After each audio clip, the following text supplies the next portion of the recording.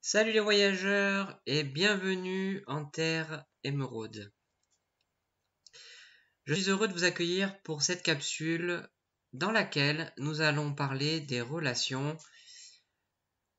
et une partie qui n'est pas toujours agréable dans une relation lorsqu'elle surgit, la séparation.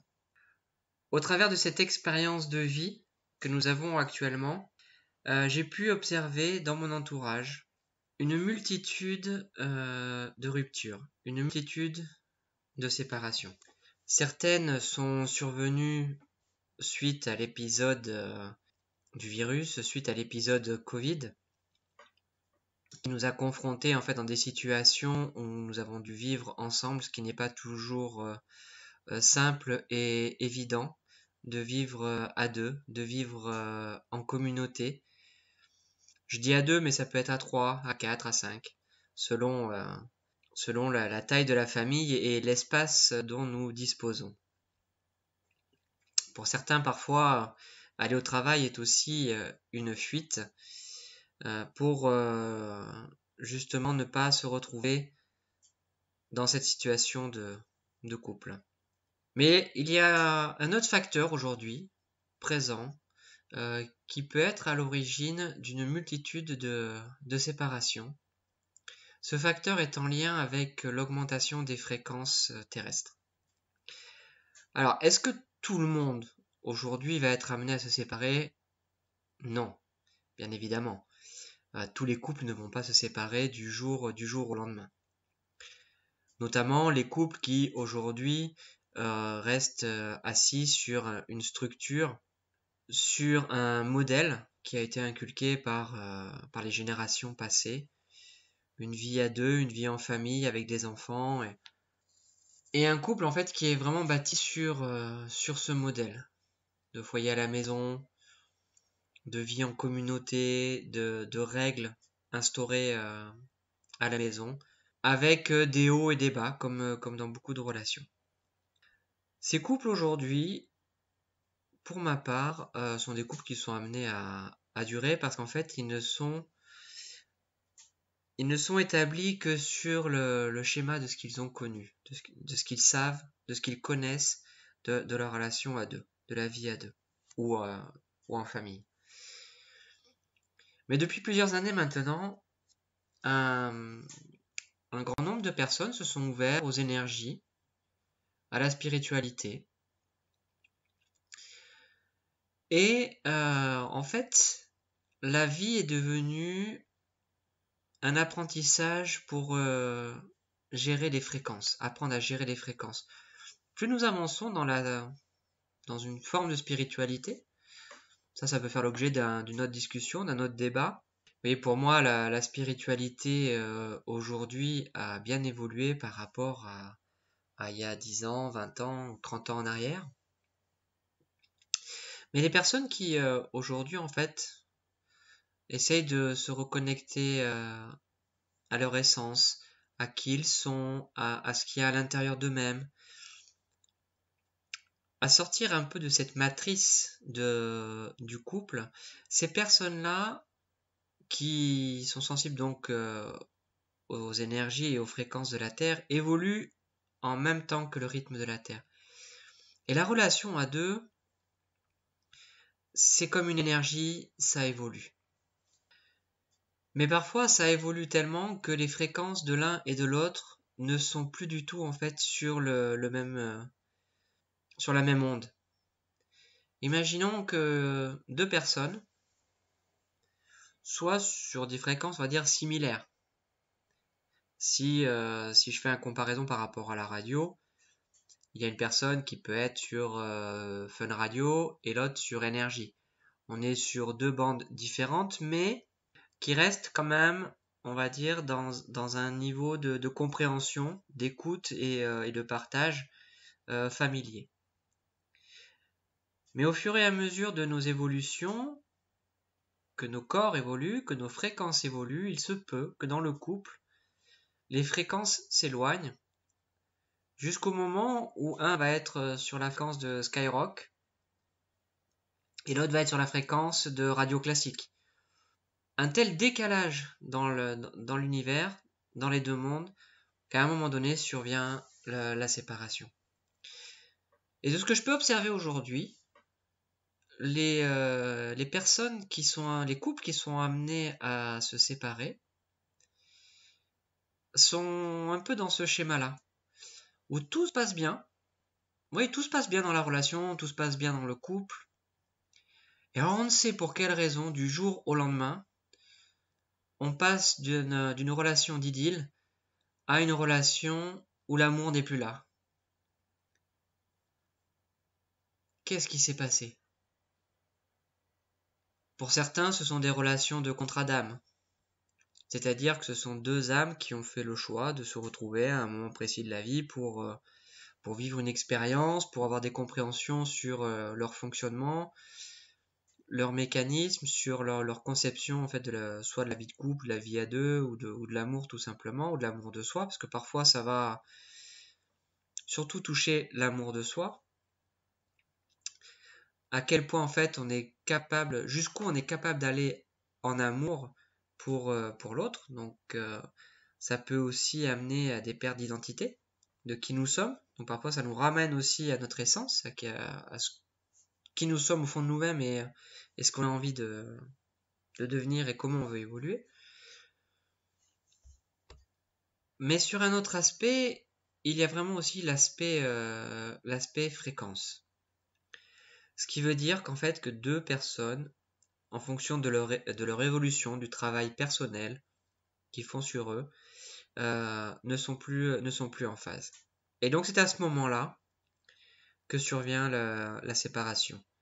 J'ai souvenir, lorsque je me suis séparé de mon ex-compagne, lorsque nous avons discuté, échangé sur là où était notre couple, comment nous avions évolué, une des réponses qui avait été donnée, en fait, qui justifiait aussi notre séparation de sa part, en fait, a été qu'elle n'arrivait plus à me suivre sur ce que je faisais dans mes accompagnements et dans mes soins.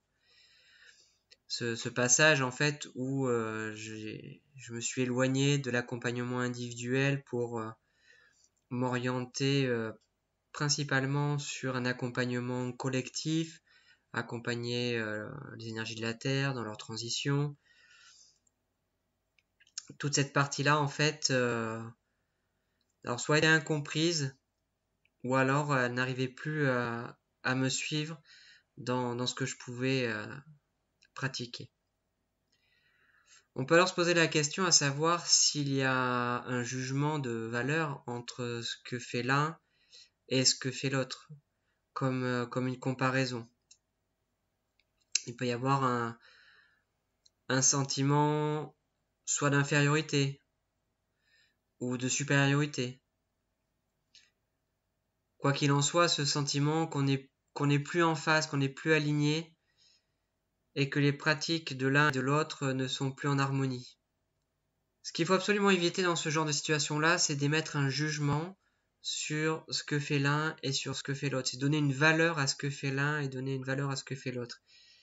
Il n'y a absolument pas de jugement à avoir, car comme je l'ai déjà dit, toute personne a son rôle ici sur Terre, où qu'elle se trouve et quoi qu'elle fasse.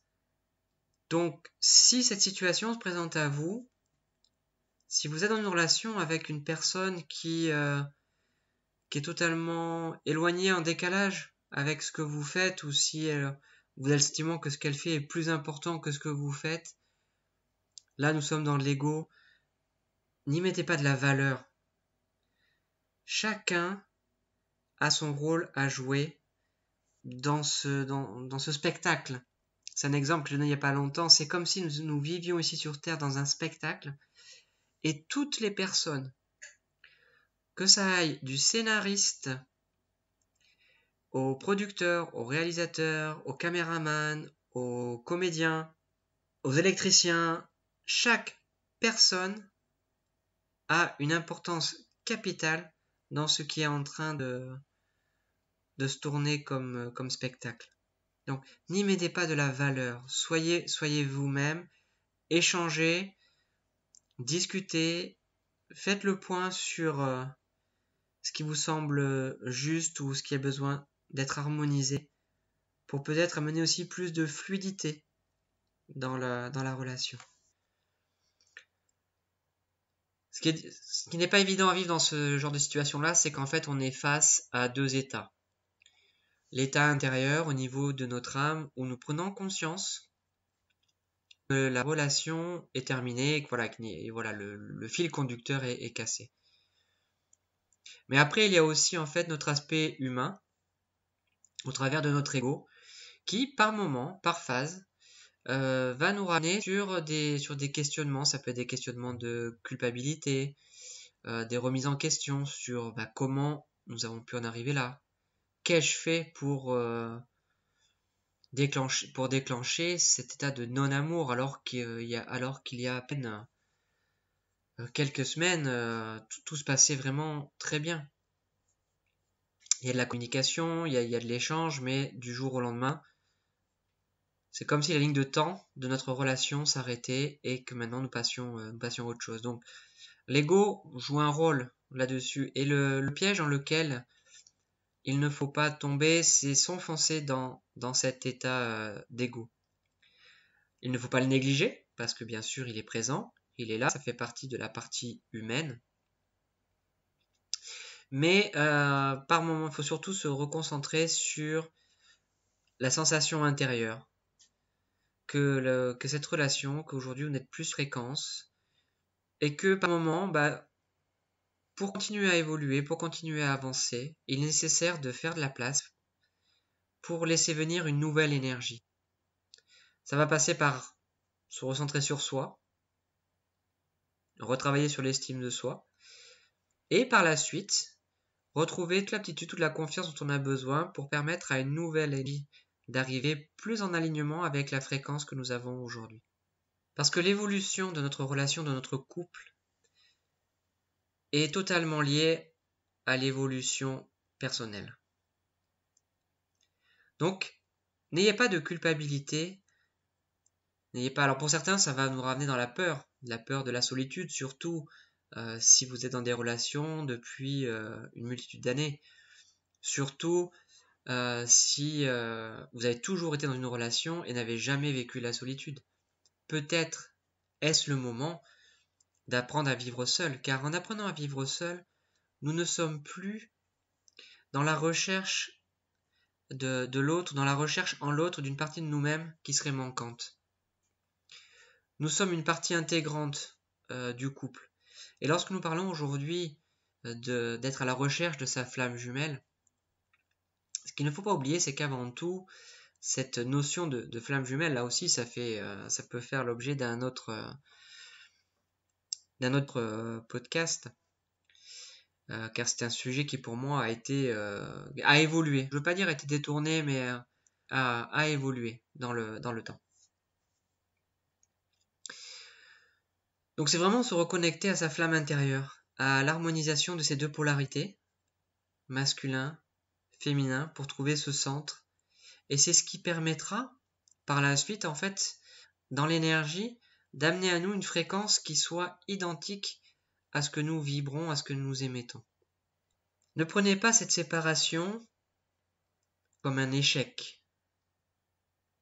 Ce n'est pas un échec, c'est une évolution. Une évolution qui est en résonance avec qui vous êtes et avec comment vous évoluez dans cette expérience de vie sur Terre. Car tout ce que nous vivons ici n'est qu'une expérience.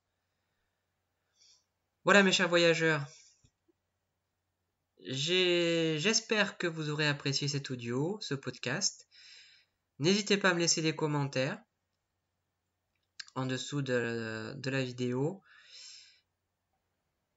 Et je vous dis à très vite sur la page iCoaches pour de nouvelles interventions.